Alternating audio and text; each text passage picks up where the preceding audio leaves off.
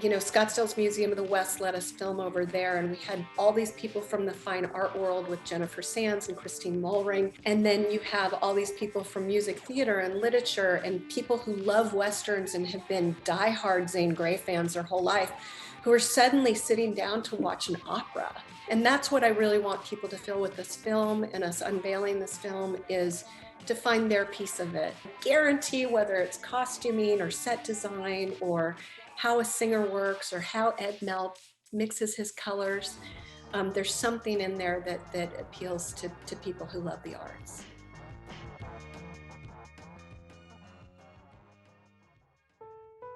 His modern work has often been described as Cubist, but it's really more of a play on Cubism, because you can really tell what's going on. You know what the figure is, but it's not so much that you have to, like a Picasso or Baroque, where you have to really kind of think about, what am I looking at? You know when you see an Ed Mell image what it is. Even if it's just a lightning bolt that's very jagged, you know it's a lightning bolt.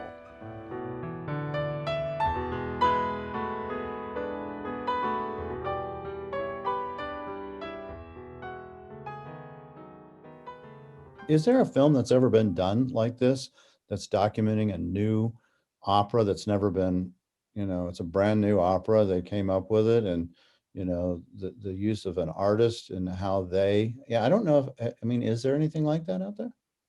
Let's say no.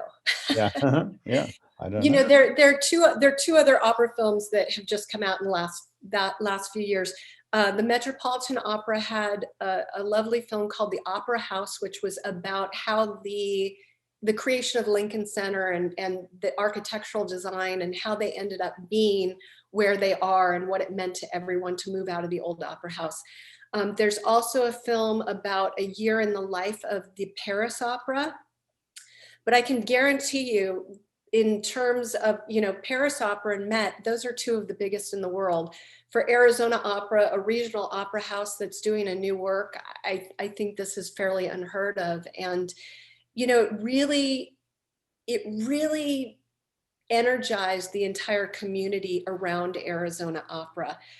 I'm not an opera person, I have a music theater background and I love musical theater, but to me opera was foreign and I didn't really relate to it. But here we have an opera that's based on a best-selling novel. It's the only Western on the Library of Congress's list of 100 books that shaped America. Mm-hmm. It was immediately translated into 20 languages and sold over 1 million copies in 1912. Mm-hmm. And it's really the story of, Western settlement, Anglo settlement in the West. It's all in English. And, Zane Grey did paint the Mormons as the bad guys, because you always need good guys and bad guys. But the fact is, we wouldn't have been born in the arid landscape of the Southwest without the Mormons coming out and figuring out how to farm and irrigate. Mm-hmm. So it is a fictional story. We do owe a lot to the Mormon settlers and pioneers who came out before us. And at the same time, what Zane Grey created was this kind of mythos of the West. And when you look at Ed Mell's work, Ed Mell's my favorite living painter. And I know that maybe I shouldn't say that to someone who carries so many jaw-dropping, gorgeous, contemporary fine art painters. But for me, the first time I stood in front of an Ed Mell painting, he gets the feeling of what it's like to be there. Yeah, he's an Arizonian. Yeah. Born and raised Arizonian. And he totally understands that. And so you have this story that's the settling of the West. And then you have, our Arizona's visual poet laureate, if you will, who's interpreting the landscape of it. And then you have Craig Baumler, who's a local composer. He's, originally from Texas, but he's been in the Southwest for a long time. He's interpreting the Southwest in the music. And all of these factors together, the opera energized our arts community, because art doesn't happen without business. It doesn't happen without patrons. It doesn't happen without an audience. It doesn't happen with collectors. And here we had a piece that had such a large tent. We had Scottsdale's Museum of the West let us film over there. And we had all these people from the fine art world with Jennifer Sands and Christine Mulring inviting all of their friends into the opera house for the first time. Mhm. And then you have all these people from music theater and literature and people who love Westerns and have been diehard Zane Grey fans their whole life, who are suddenly sitting down to watch an opera. And we sat there in that theater and watched our story. In Arizona, we owe so much to the culture of Native Americans and Mexican Americans. And this particular story is very much about the Anglo experience. And yet I feel when we honor the landscape, we honor all who come before us. And that's what I really want people to feel with this film and us unveiling this film, is to find their piece of it. And I guarantee, whether it's costuming or set design or how a singer works or how Ed Mell mixes his colors, there's something in there that appeals to people who love the arts. Oh yeah, I agree. And it showed in Tucson, and the opera did too, and it was packed house every time as well. Yeah, right before COVID. I Yeah, know. we That had was the some really last nice thing I stuff. saw before. I think your film and that was the last thing I saw, and then that was it. Haven't been in a theater since. Yep. And we still have a ways to go, but we can see, a window is coming quickly. So, Yeah, I think the world's going to open back up slowly, and I think we'll all be more grateful to be able to be together yeah, I and hope witness so. these collaborative art forms. Yeah, I hope so. Well, one of the things we'll do for people who are listening and watching this on YouTube is we'll make sure we have links that you can get to the website. And so we'll not only have this link, but we can have some other links too, if you'd like maybe to your website as well and that kind of thing. So, and if you'll send me some Fantastic. pictures too, by the way, we'll put them inside the YouTube version of the one that we're doing right now. So we'll have some images. Oh, fantastic. Yeah. Yeah, we've got lots of goodies. Yeah, and I might even have some photos I took when I went down there. I'll have to go look. I'm sure I must, because I sat there and watched the whole process. It was very interesting when I was seeing that unfold in front of my eyes. I remember sitting in that theater going, wow, this is something exceptionally different. And I kind of absorbed it at that moment going, this is a once in a lifetime type of thing, you know? and it's so great that it was all captured on film, that you did this. Well, I'm very fortunate, and that the film was really made possible by Billy Joe and Judd Herberger, who their names are synonymous with the arts here in Arizona, and they had a personal connection. Not only do they love the arts, but Judd used to play at Zane Grey's cabin when he was a kid before it burned down in the Dude Fire, I think is what took it, and so everybody found their piece of this. And what I really love about this film is when you go to the theater and you sit for an hour or two and you see all of this work condensed, it's just like looking at a canvas, all of those hours condensed into one image. This film really shows the months and the work and the detail that goes behind that live performance that's condensed into that magical moment of sitting in the theater. And you had tons and tons of film or tape, whatever, right? Don't Yeah. remind me. Yeah. So, I I mean, might have overshot a little bit. well, but you had to cut it down. That has to be a hard process, actually, right? The editing is really where the magic happens, right? It is, and we laid out a 2 or 3 hour cut of the film from hundreds of hours of footage, because at that time my fear was this show's only going up for its world premiere once. What if we miss it? And we laid it out, and it's very dense. Craig Baumler, the composer, always says the simplest telling of a story is the best. And when you're weaving in over 100 years of arts in the Southwestern region into one story, it's just a lot of complexity, and it's very dense. So I looked up Jacob Bricka, who teaches in the film department down of U of A, And it basically said, he said, you know, I'm busy. I'll give you some input. And I'm like, no, you need to save me, because somebody needs to come in from the outside who's looking at this fresh. And even Jacob Bricka, who's, you know, he and his wife have this amazing film called Missing in Brooks County about illegal immigration that's out right now. And he's worked long form documentary for years. Even he would call me and say, I'm exhausted after working on this for a day. It's just so complex. But we really were able to hone it down to the simplest telling of the story. And I hope that reads. The director of the opera Finland Lamb, when she first watched A Rough Cut, she said the film builds like an opera. And I thought, okay, well, that's a good thing. I didn't know I was doing that, but that's a really good thing. Yeah, it does actually. I mean, I could feel that building. I could feel that. It seemed like it was missing one part. I don't know. There was an art dealer part that could have been. You're in good company on the cutting room floor, Mark. Let me just tell you that.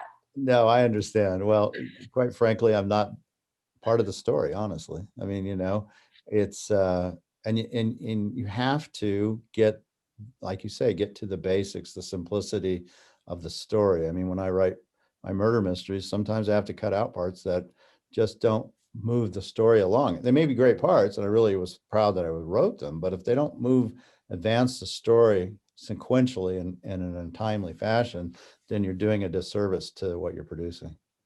I absolutely hear that. And that is the heartbreaking part. But, you know, now that we have the internet, Yeah, that's right.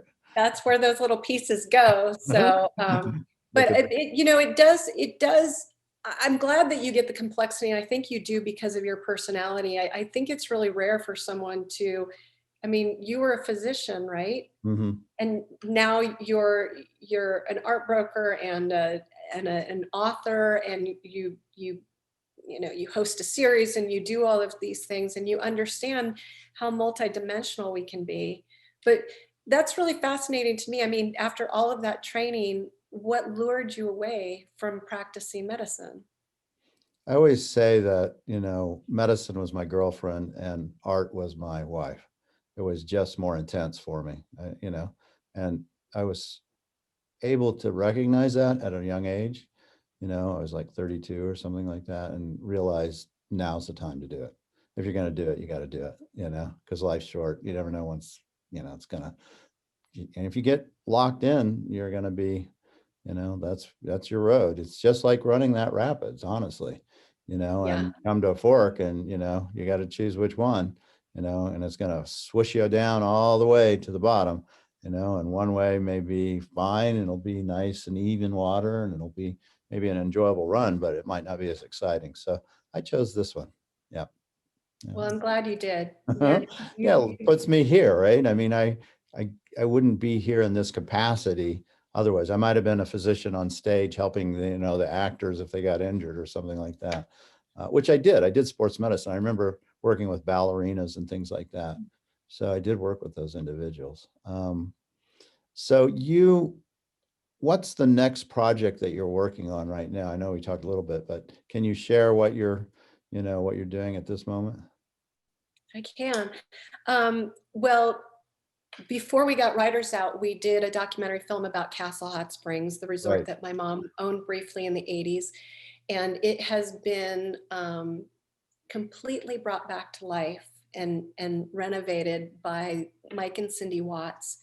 And they have done a beautiful job. It's like, for me, it was like seeing my grandmother be brought back to life. It's just miraculous what they've done out there. And that film, Castle Hot Springs, Oasis of Time, is now streaming on Amazon Prime. So you can check that out if you have an interest. Yeah. And then we're very, very, very fortunate that we're already working on our next film about Liberty Wildlife, the Wildlife Rehabilitation Center in Phoenix. And a detail about Liberty that your community might be interested in is they are one of 2 legal sources for feathers for Native Americans to use in ceremony. So as you know, the Lacey Act and the Migratory Bird Act made it illegal for Native Americans, or anyone, in fact, to own feathers or bird parts or Yeah, that's talons. right. And that was very detrimental to Native American cultures. And so they have what's called the non-eagle feather repository at Liberty Wildlife.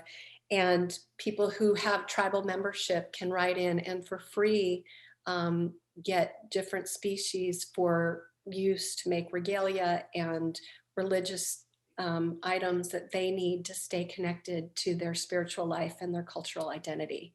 And so they can be birds of prey, Yes, feathers, but yes. not eagles. The eagle, there is an eagle, bald eagle and golden eagle repository that's regulated by US Fish and Wildlife Right. out of Denver, Colorado. And there's a great long waiting list to get eagle feathers. Right. But Liberty Wildlife out of Phoenix, Arizona, they have the non-eagle feather repository, and they get donations of birds from other rehabilitation centers all around the country. And so if you need a snowy egret, or you need a pelican, or you need, that's one of the reasons why we're making the film, is to grow that program to let Native Americans know that there is a source for legal feathers that are free to them, and hopefully we'll take a dent out of the black market feather trade where birds are killed just for their feathers. Yeah. It's interesting from a standpoint of selling artwork, Native American artwork. If they use that for Native American artwork, make a contemporary bond or whatever, as a dealer, we still couldn't deal in it. We couldn't handle it. Mm-hmm. They might be able to sell it because of what they did, but as soon as it comes into my hands, even if I'm buying it from the artist, I'm now breaking the law if I go to sell it.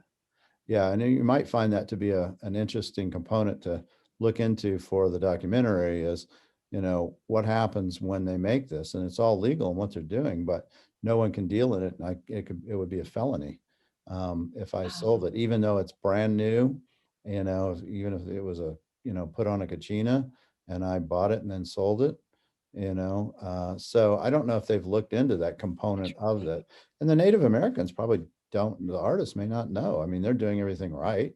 They're doing it from a standpoint of, good intention and following the rules and everything. And it's important to the art. But as soon as it hits the market, after their hands, it's against the law. Interesting. Yeah. So Well, one more component to add to your, I'm sure already voluminous documentary on there is what happens afterwards. Yeah, you should ask. Yeah, I will ask. Yeah. I will ask. And they may not know. The artisans may not know.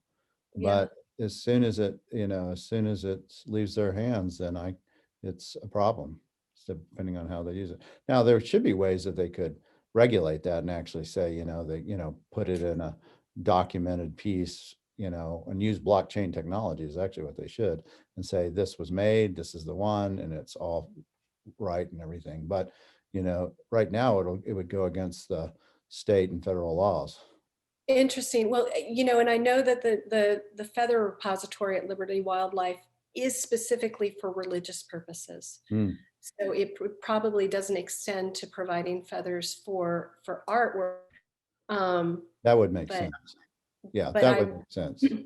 But art does keep the spirit alive. So I don't, it might be a slippery slope. Yeah.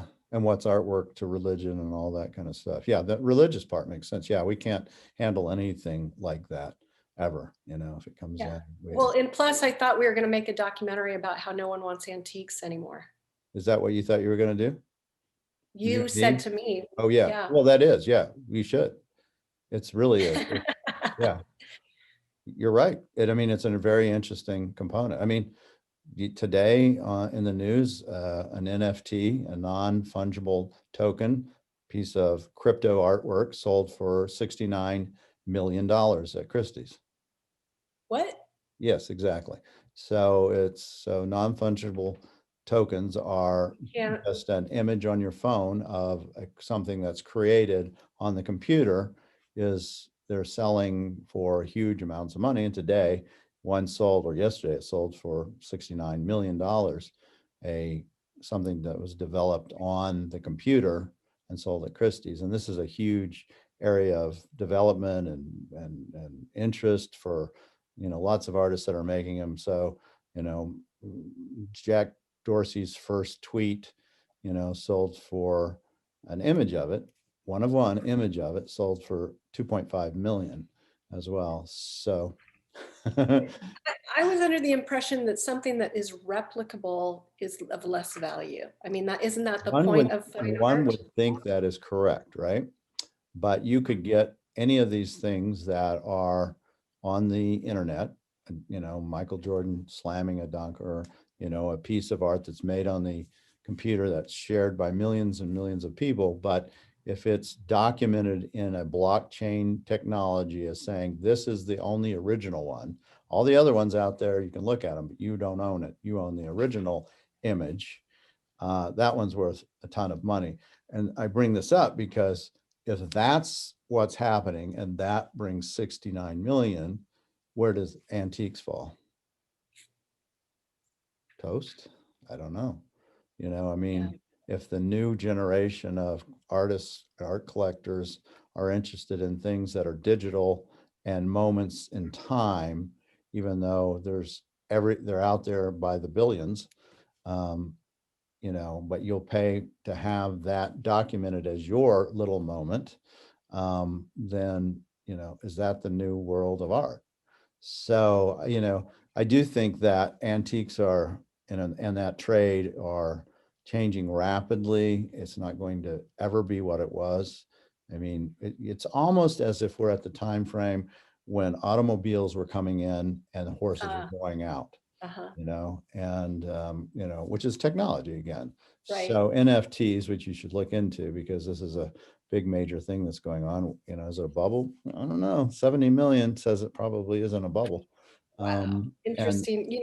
I still like to go to the museum and stand where the artist stood, and think about what decisions she made to create the scene, and to feel that and to look at the brush strokes. And I don't know. I still read books. I don't read a Kindle. I like to hold things. Well, your next time and some future component, there'll be little screens which you'll look at Beeple's artwork that is on it and go, wow, somebody owns that image that he made on a computer generated. Well, and I'm one to talk being a filmmaker in the digital age, but being human is an interesting ride, isn't it? Yeah. I mean, we're not, who's to say if it's right or wrong? I mean, it's art. I mean, Deschamps and his urinal, that's considered to be fantastic art. And in a lot of ways it really is, very valuable, but at the time, and even today, people are like, what, so yeah, why don't you do the one on antiques? And that would be very interesting. Why the people are still around, the people that, because that area is, and most of the antique dealers are still, not all, there are younger people, but they were pre-internet and they dealt in that way. And they're still, unfortunately for a lot of them, that's still how they think and deal. And so they haven't been able to go to the next level. And of course, they're going to be done, with their, life and as far as what they do in the next 10 to 20 years tops.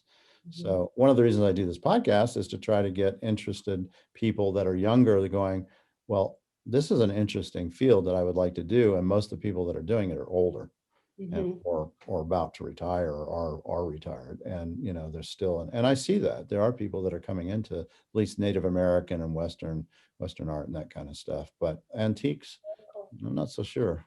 Well, I'm happy to work with you on that one. Oh, all right. I won't leave down the cutting room floor. There are a couple films that I want to get to in my life. And one, Harvey Leek is part of the Zane Grey West Society, and who's been so helpful on the writer's film. And his great grandparents were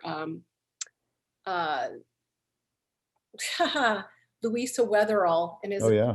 And yeah, John and Louisa Weatherall. John and Louisa Weatherall, who were so influential in the Santa Fe arts movement from their vantage up in Kyoto with the Trading Post. Right. And they have their own collection of photos, which is they knew Maynard Dixon.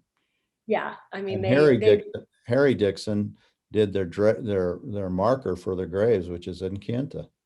Yeah, I mean, they're just, and Harvey is just really cool, and it's just a treasure trove of the Colorado Plateau. And then I'm starting a project. I want to do a project about my mom. It's going to be the 60th anniversary of of what she went through with I wondered thalidomide. about that, if that wouldn't be one. That seems like a natural for you, right? I It's mean, time that's passion is there, right? Yeah, yeah, yeah, I could see yeah, that. Another one I would think would be interesting, of course, there's always a million, but going back to your main route one that you did when you were in 1991 or 92 and follow up with those same individuals to see that you documented their families and where they've come from there to now. wow, that would be cool too. I love that passage of time, and seeing what forks people take, just like we were talking about with you, and where you end up down the road. Yeah, can you imagine? I mean, that's a long time. I It mean, is a long you time. might even have yeah, you might have, well, you've changed as a person, and that's could be as many as 3 generations from there for first, second, and third to see Yep. where they went, because migration and immigration and all that is such an important part of our fiber of what we're dealing with as a country right now, to see how those individuals who were documented in 1992, you know, 30 years later are, what are their kids doing and their grandkids, and Yeah. how is that assimilation or lack of assimilation? I have no idea. And it might be hard to track people down, but it might be worth the effort. Yeah, that'd be really interesting. You got good ideas, Mark. Well, they come from you. It's not really the idea. I mean, they're your ideas. They're, what you did and how you did it. So I could just see that one. But I think one of the problems with being a documentary filmmaker, and you can tell me if it's true or not, but there's so many ideas and there's so little time. Yeah, it's each, I mean, I get to become an expert in each topic, and it does take time, and it takes a lot of resources. I mean, these are, we have more tools at our disposal now. Everybody can Right. document everything right in their pocket. Um, but really, to get something out and to get it where people can be seen, it ain't cheap. So Right. you really have to choose wisely, and but I'm the luckiest person in the world. I get to tell stories for a living. I mean, what could be better than that? Yeah, that is amazing. I mean, you have again behind you the 2 Emmys, and the one I read some of the Theodore Roosevelt Salt River Project. That was very interesting. If you don't mind just giving me 2 minutes on that, just because I mean you work with Peter Coyote, you got an Emmy, it's available on Cox. I mean, it's really an interesting project. Well, Salt River Project wanted to document the construction of Roosevelt Dam for its centennial in 2011. And what's interesting about the timing of the dam is Arizona got statehood the year after Roosevelt Dam was built, and that reliable water supply was a large part of the federal government feeling like Arizona had an economic base that could sustain itself as a state. We owe a huge debt of gratitude. We were talking about Mormon farmers uh, with Writers of the Purple Sage. A lot of the Mormon uh,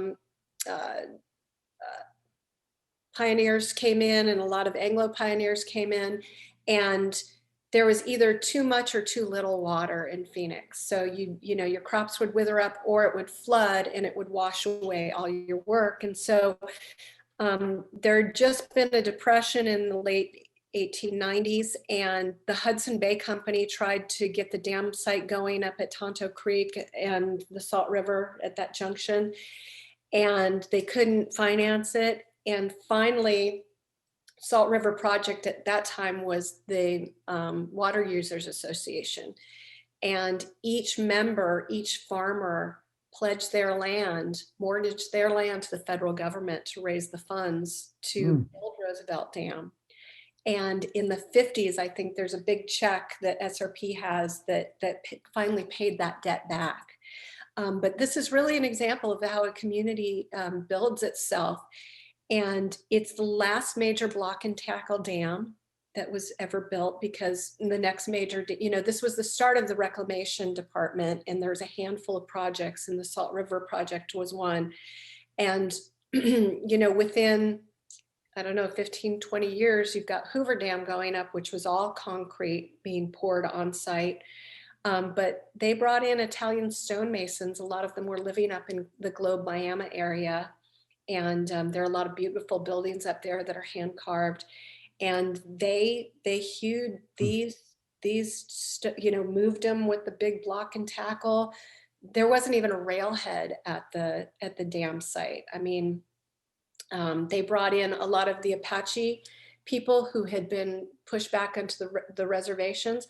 And the word was that the Apache and Yavapai really, really enjoyed working at the dam site. They were working on the road to bring the supplies up from Phoenix, the Apache Trail. They enjoyed being there because they could live in their wickiups and in their more traditional family orientations, so off the res. So it's a really interesting story of this kind of classic frontier town. And I've always wanted to make a narrative Western out of it, because what better plot line do you have than all of these people moving in and all the things that happen in the town? And, Chinese people aren't allowed to work on the government project, but they become cooks and gardeners. And you have the doctor's wife who's teaching the children, and you have these Italian stonemasons, and just all of these different people, and the Native Americans, and the foremen, and then as they accomplish their goal, the water rises and it covers the town, and the town's gone. Yeah. And it's just a really neat. I like to think I like really expensive stories. And but Roosevelt Dam, it's a great story. There was a lot of things to overcome, and my favorite moment in the movie is when they've got the dam about halfway built, and the Salt River just comes and it tears it all down. And I always laugh at that point, because that's the river of my birth. That's the mighty Salt River doing its thing. And they can find that on Cox, right? I don't. Check out SRP Connect. It aired on Cox, and that's how we won the Emmy, the Rocky Mountain Region Emmy for Best Historical Documentary.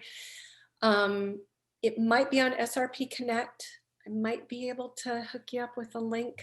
Yeah. If they don't have it out there, but it's yeah. Well, and it's happening before we're a state, 1911, right? That's when this is going on. They started preparing the dam site, I believe, in 1902 or 3. So it took them as long to build Roosevelt Dam as it did for me to make the Riders of the Purple Sage film, actually.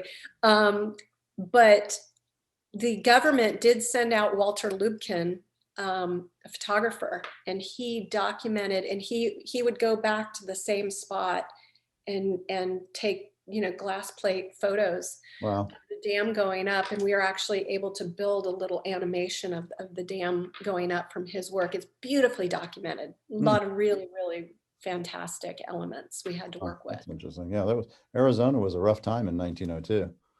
Oh, it was a party. It definitely, like, you did not mess around.